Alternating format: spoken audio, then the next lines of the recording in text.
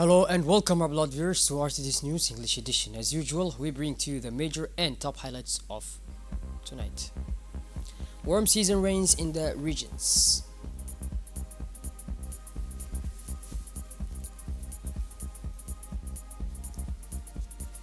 And on the international scene, 11 children with cancer evacuated from Gaza.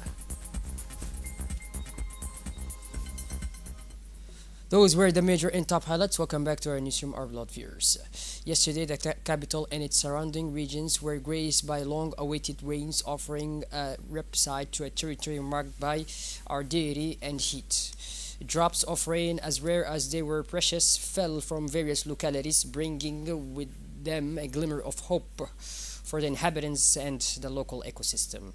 In Djibouti City, although rainfall was moderate, a few traces of rain were observed, insufficient to alter the daily lives of city dwellers, but enough to remind us of nature's benevolence. Rain was most noticeable in outlying regions. In the Tadjoura prefecture, the town of Tadjoura recorded 12 millimeters of rain, while Balho, a locality often tested by drought, was blessed with 32 millimeters of rain, a real relief for inhabitants and elders who depend on the precious liquid for their livelihood. The more modest Rwanda received 2 millimeters, but every drop counts in this arid lands. The hot season summer rains have been particularly heavy in the Oboch region, as elsewhere in the country. Since yesterday morning, the town of Oboch and surrounding area have been hit by heavy rainfall, transforming the arid landscape into a temporarily verdant zone. The beneficial rains, known as karma, are an accepted meteorological phenomenon at this hot time of year, despite the sizzling heat that usually characterizes this season. The showers spread beyond the capital of Oboch, reaching the remote areas of Mabla, with a particularly marked impact in the locality of Medeho. There, the normally dry wadis suddenly burst their banks. These floods, though sometimes dangerous, are also life-giving, recharging the water tables and providing the local population with the rain it felt as the morning. As part of the Integrated Water Resources Project, a flagship initiative of the Ministry of Agriculture, Water, Fisheries and Environment, Hydraulic Resources, the Djibouti Social Development Agency, ADDS, recently launched a business plan competition in Tadjoura. The project, which aims to improve the living conditions of the most vulnerable rural households while strengthening the resilience in the face of climatic challenges, pays particular attention to empowering women and young people. The competition, held on August 15, 2024, in the meeting room of the Tadjoura Regional Council, brought together key partners in the development initiative submitted by local communities. 8 localities were targeted for the competition. A total of 12 projects were submitted, spread across 6 key sectors. Among these projects, beekeeping was particularly prominent with these 3 initiatives, while handicrafts and sewing attracted 5 proposals. Other innovative ideas, such as the creation of a grain mill, an artisan bakery, the production and marketing of salt, and goods transport company, were also submitted. To oversee the competition, the ADDS, in collaboration with the PGIRE project, set up the approval committee.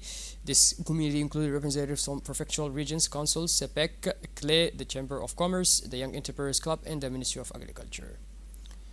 As part of the same Integrated Water Resources Management project, whose overall objective is to sustainably improve the living condition of poor rural households and the resilience to climate change in rural areas, and whose development objective is to improve the sustainable access of rural households to water and rangeland resources, their resilience in the face of climate change, their food and nutritional security, and their incomes, particularly for women and young people. ADDS is deploying technical assistance to support the implementation of the project.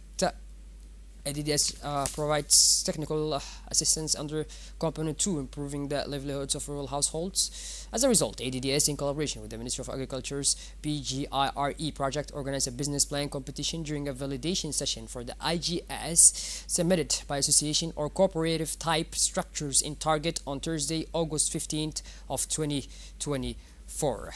At the Oboch Regional Council meeting room to manage the subsidy process for 7 beneficiary RSGAs that will receive funding under the projects. The grants will be distributed by the PGIRE after validation by the AGRS by Intersectoral Approval Committee under the aegis of the ADDS. The direction of the National Office of Water and Sanitation of Djibouti informs the inhabitants of Arta and We'a that the water supply will be disrupted during the day of Monday, August 19, 2024 from 8 a.m. to 6 p.m. due to the repair work of a large pipe. The ONIAD asked for the understanding of its customers for the inconvenience of this situation. As part of the fight against smuggling, the Ali Sabih Customs Brigade, in collaboration with the elements of the Ali Sabih Police Detachment and the Bayas Army, intercepted a large quantity of smuggled goods near the outskirts of the town of Ali Sabih. The merchandise seized on this occasion consisted of 50 kilos of khat, the total weight of which was estimated at 2,500 kilograms, which the smugglers wanted to transport to the capital.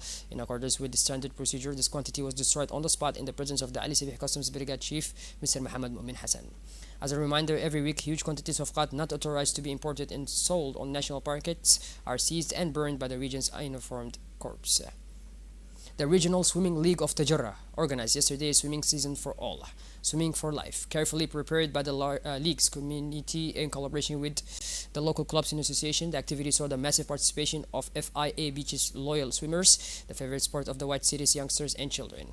In accordance with the FDN guidelines, the day began with an introduction to swimming, but this didn't last long as the Tajarrah people acquired it early on. Paradise of acrobats and friendly beach soccer matches of both kinds kept the large audience of all ages warmed up. Zebra paid a special tribute to Hussein Ali, the neighborhood chief, who, along with Ibrahim Abdullah, had stood by his side throughout the morning. Speaking on RTD, the league's president thanked his federation, his collaborators, and all the sea lovers who had supported them to ensure the success of this public interest event. The Haru Sports Association organized the final of the summer tournament, which came to close yesterday at the large municipal field in the Dikhr region. The event attracted a large number of supporters and lovers of football. The final pitted the Carabinier team against the Palmares team. The final of the summer tournament was won by the Carabinier team from the town of Dikhl with a score of 1-0. This summer tournament brought together 16 teams, and the final took place yesterday afternoon in the presence of the region's prefect and the president of the regional council.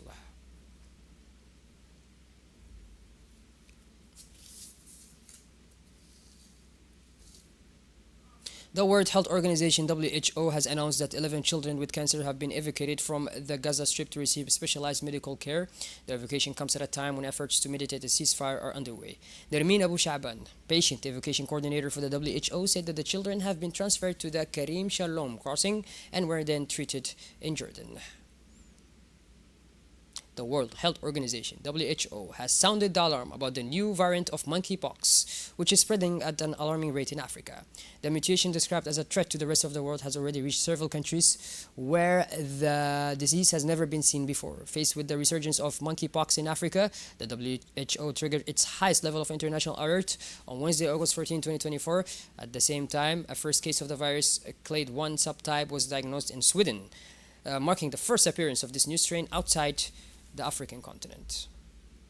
Well, by this, our blood viewers, we finally conclude this edition. Thank you for being with us, and make sure to tune in later for more. Have a wonderful evening.